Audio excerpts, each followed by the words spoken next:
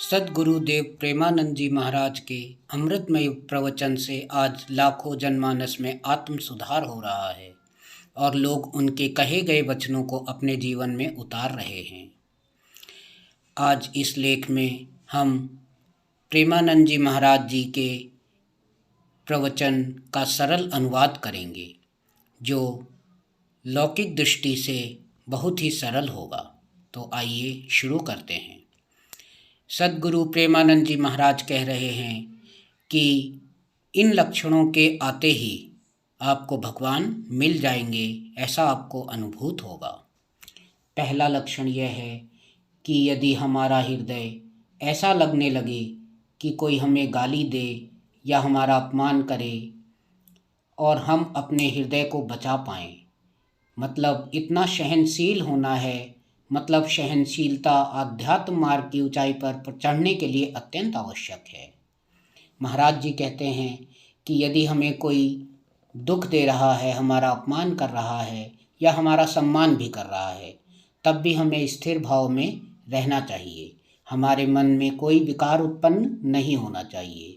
दो तरह के विकार होते हैं कि जैसे एग्जाम्पल के तौर पर लेते हैं कि जब कोई हमारा अपमान करता है तो एक विकार उत्पन्न होता है, जब कोई हमारा सम्मान करता है तो एक अन्य तरह का विकार उत्पन्न होता है। ये दोनों ही विकार हमारी उपासना को भंग कर देंगे, हमारी सहनशीलता को भंग कर देंगे। अर्थात मनुष्य को चाहिए कि वह सभी स्थिति में, चाहे वो मान की स्थिति हो या अपमान की स्थिति, स्थिर रहे, सहनशील रहे।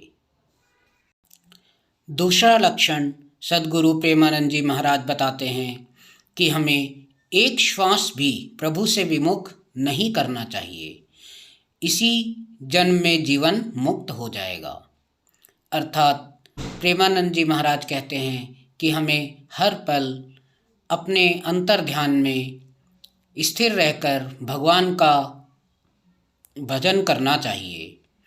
एक भी क्षण हमें भगवान से विमुख नहीं होना चाहिए।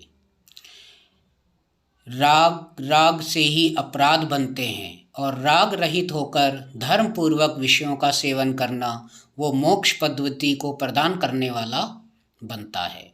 राग अर्थात हम विषयों की ओर भागते हैं। विषय क्या?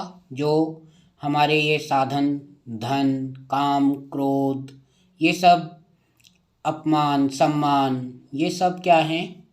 राग से ही अपराध बनते हैं। हमें क्रोध आ गया तो हमने कोई अपराध कर दिया, हमें लालच आ गया, उस लालच को हमने अपनाकर कोई पाप कर दिया, अपराध कर दिया। तो महाराज जी यही कहते हैं कि उन पापों पर विजय, उन राग, अनुराग, विराग, राग पे विजय पाकर ही हम अपने जीवन को मोक्ष की पदवी प्रदान कर सकते हैं। जय श्री राम।